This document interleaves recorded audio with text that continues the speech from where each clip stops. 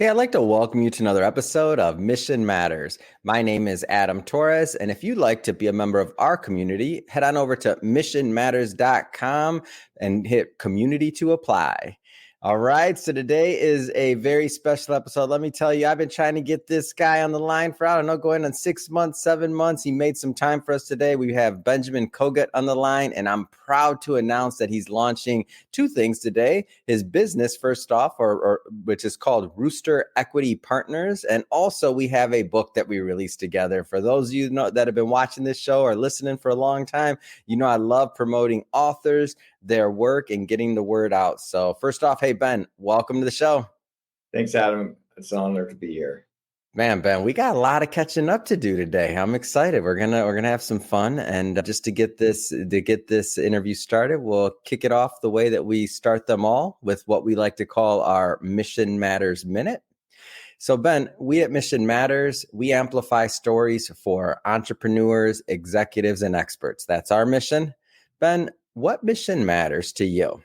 A lot of missions matter to me, in particular right now, community. Taking care of community, being involved in community, and helping people in the community. And that's a lot of communities that I'm a part of right now. For my business, it's my investor community, helping investors access quality, risk-adjusted commercial real estate investments.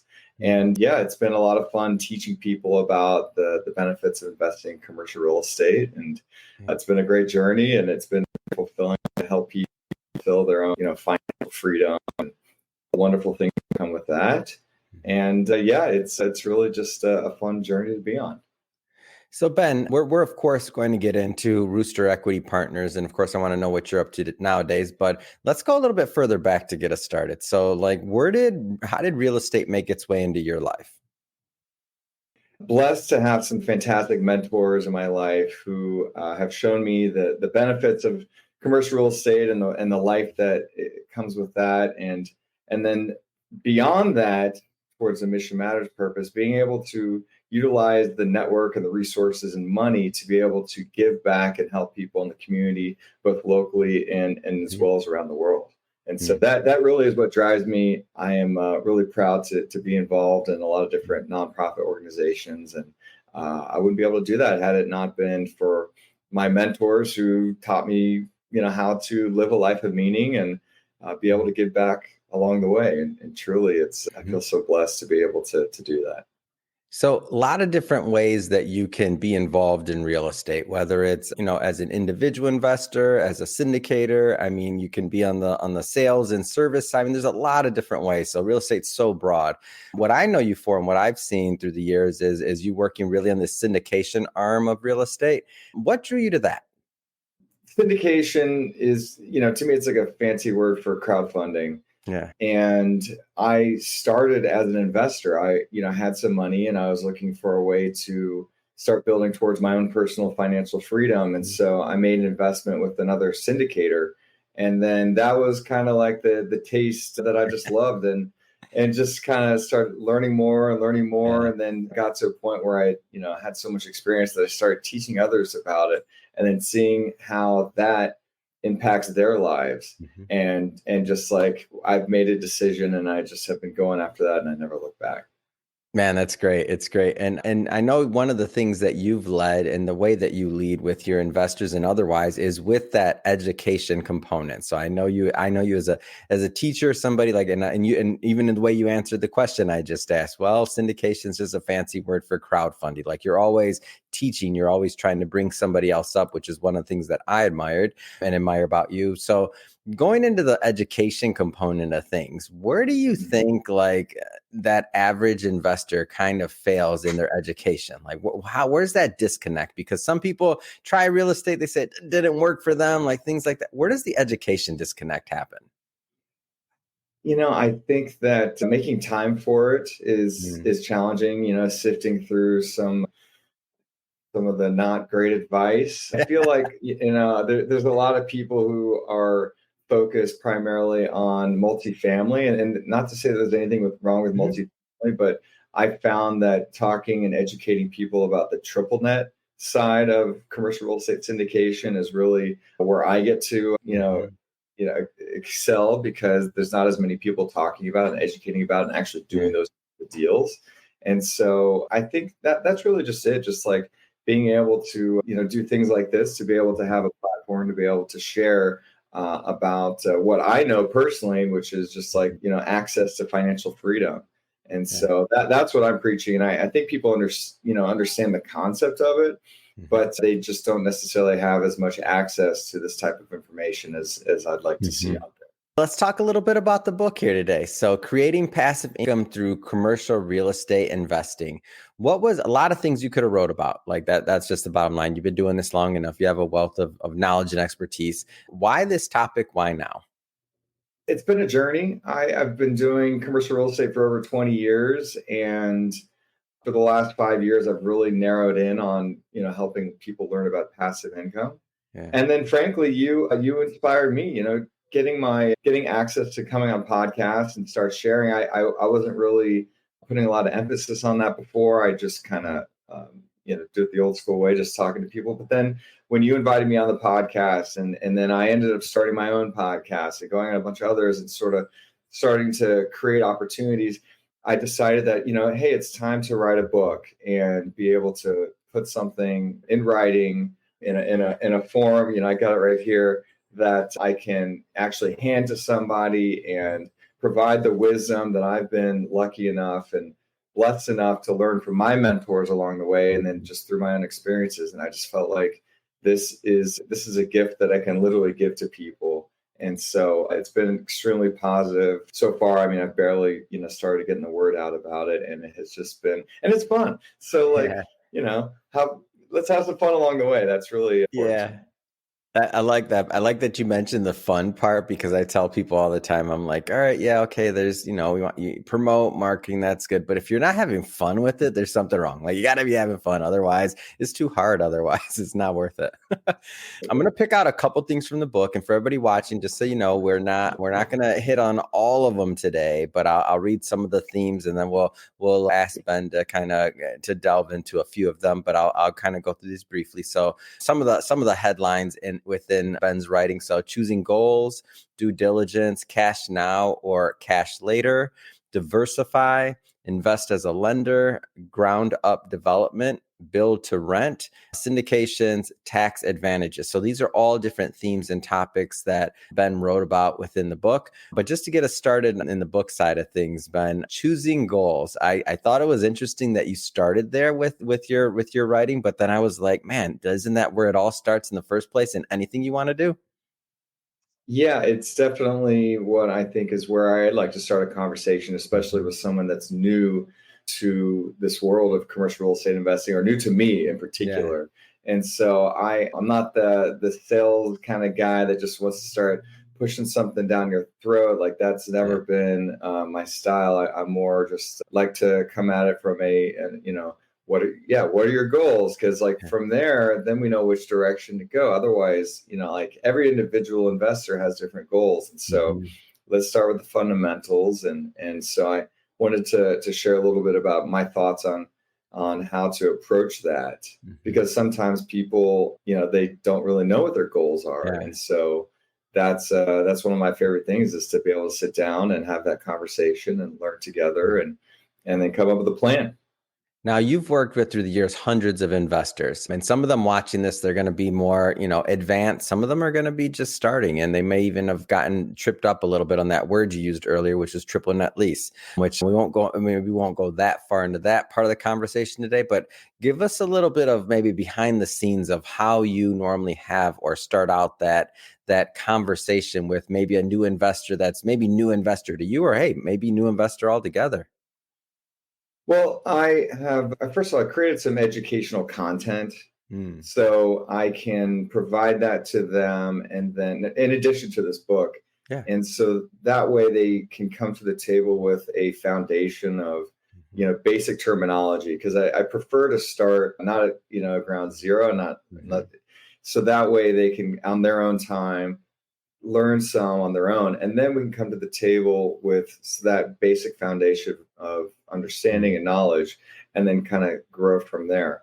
But really, it's very personalized. It just depends on the individual.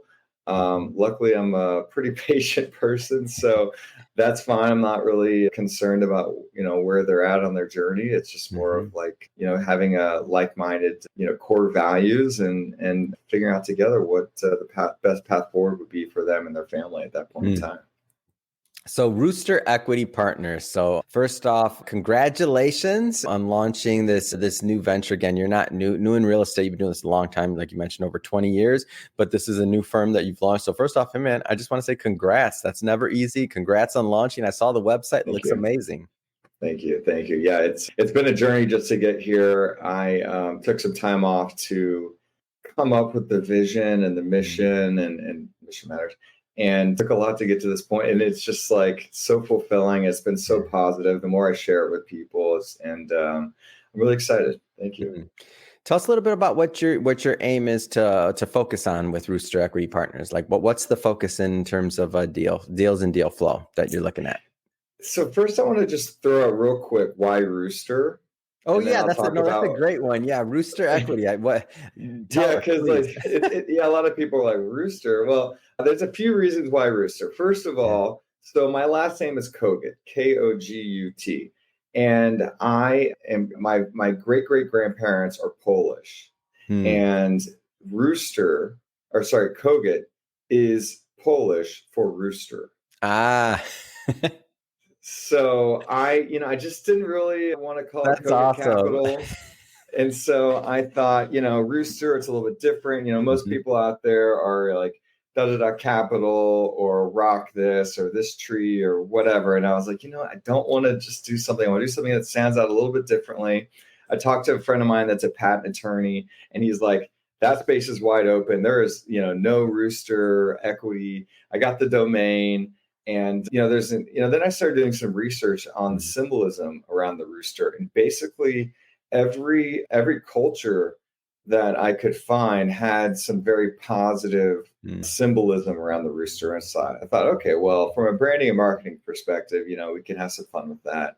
And then you can imagine all the different, metaphors with, nest egg and early Yeah, that's rising awesome. and, like the C word, which I don't know if I've Yeah, already. I And like the so, nest egg. That's great. I can already see the commercial. That's hilarious.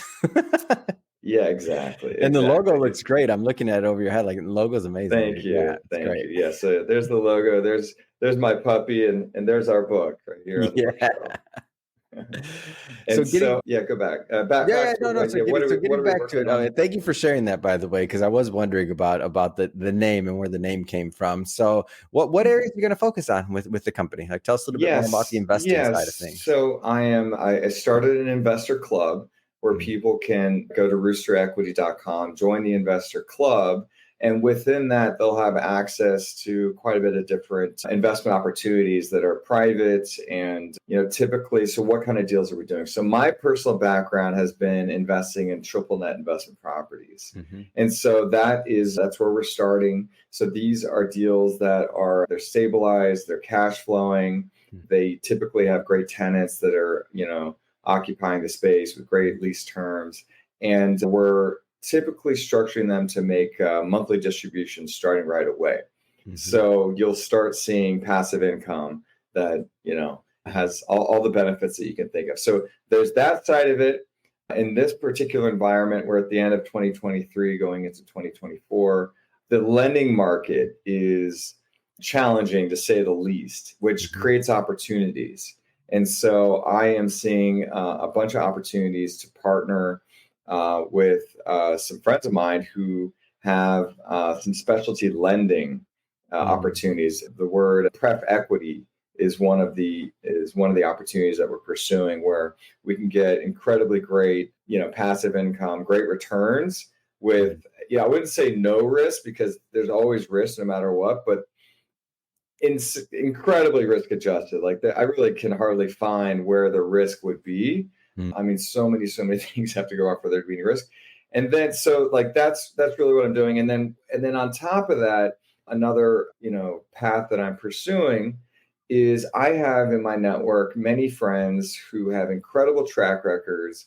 They have deals and deal flow, mhm, and they may or may not have the time or the resources to raise the equity. Mm, And so they're calling on me at Rooster Equity and they're saying, "Hey, Ben, I got this deal. Can you help me raise capital for it?"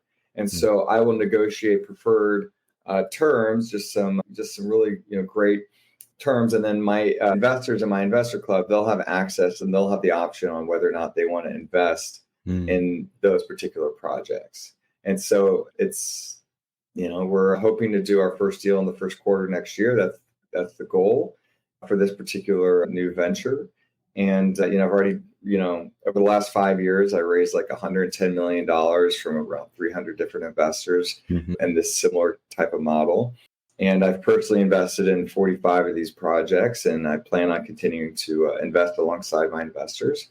mhm, And it warms my heart to be able to help my investors, my friends who are looking for a great place to allocate their hard-earned money. mhm, And then I have another batch of great friends who are great commercial real estate operators, and they're looking for great investors. And so mhm. I'm in a blessed position to be able to kind of put the two and two together. Maybe tell us a little bit about just the market overall, what's going on, and any geographies maybe that you're looking at, or types of properties or otherwise, just to give the potential investors that are watching this a flavor for your thought process and what goes into making deals. Yeah, I am seeing a lot of opportunity. I mean, with the slowdown in the market, there really creates tremendous amount of opportunity. Let's focus maybe on the triple net space because that's where most of my experience is. The triple net business is still extremely strong. There's a lot of capital that's in the market and sitting on the sidelines. Mhm, Cap rates have come up a little bit, but not to dive too much into cap rates, but that it's an important metric in the commercial real estate business. mhm, But in certain asset classes, it's still strong as ever. Without getting too much into like suburban office, I mean that's in the news and it's definitely a struggle. So that's not an area that I'm really involved mhm, in personally. Medical office is strong. mhm. There's a lot of restaurants that are strong right now, and yeah, I've been seeing some opportunities as well up the chain in cold storage. Mm. So there's a huge amount going there. That's basically just a big industrial box that's frozen Yep. inside. Oh yeah, our company produces the Cool Times podcast, so a big shout out to them. So I'm actually familiar with the space. Exactly, exactly. So there is a ton of opportunity, and then same thing on the pref equity or the mezz debt side. We're seeing great companies that they have their money involved in certain projects, and because the banking environment is so challenging right now, they're Mhm, looking for alternative ways to raise capital and to mhm. access capital, and so that's a opportunity that I'm seeing a lot of right now as well. Yeah, that's awesome. And I feel like, well, going into the holidays, so you mentioned wanting to, put together some deals in Q1. I know when we're recording this December 14th, 2023. So we're just heading into the holidays. But that being said, I mean, give us a little bit of your vision, like 2024 and beyond. Like tell us, I loved, and I'll tell you why I asked this question, Ben, because I love being on the front end. I love making these announcements. I love other entrepreneurs and when they launch these ventures, when they launch their companies and ventures. So when you watch this 5 years and you look back and you're like, oh, I remember that. I was just having that. What's your vision going forward? Let's dream a little. Good question. I am visualizing starting with the first deal. So, like, let's Yeah. not get ahead of ourselves. One deal at a time. I think the capital raise will be somewhere between $1 and $3 million Mhm. on whatever that particular equity need is. And I would, in a perfect world, I'd like to do a deal every month or a deal every other month. Yeah. So have regular opportunities for the investors in my investor club to, Mhm. put their capital to work and then growing a team, bringing people on board who are also passionate about helping others and, Hmm. um, you know, giving back to the community and educating and all the fun things that come with that. And then it's a good question. Beyond that, I do have a 20-year mentality with the start of Mhm. this company. So I think that it's just going to just be a slow, like I'm not in a rush. I'm trying to be slow, Yeah. methodical, and set up all the systems in place so that it could be scalable. And Mhm. so that at the end of the day, what's most important is that I take care of my investors. Yeah. And so building those relationships and making sure that I have the back end to be able to take care of them Mhm. is really what's most important. And I think I pretty much have all that set up. I mean, it's always going to be room for improvement, but luckily I spent a lot of time and money getting it all set up. And so Yeah. now, and now here we are. So letting the world know that, I love it, man. This is yeah, awesome. I love it. I'm happy to be a part of this. I'm happy to bring this to our audience and to continuing to spread the word of what you're doing. So I think it's awesome. And again, great name again, Rooster. I'm in for it. That being said, if somebody's watching or listening to this and they want to follow up and they want to learn more about your investor club, or they want to follow you, or just, follow the journey in general, like, how do they do that? well, at roosterequity.com, first of all, I have an opportunity where you could download this as an ebook. So go ahead and check that out. So that's probably the best, then at Ben Kogut on all the socials to keep up with me socially.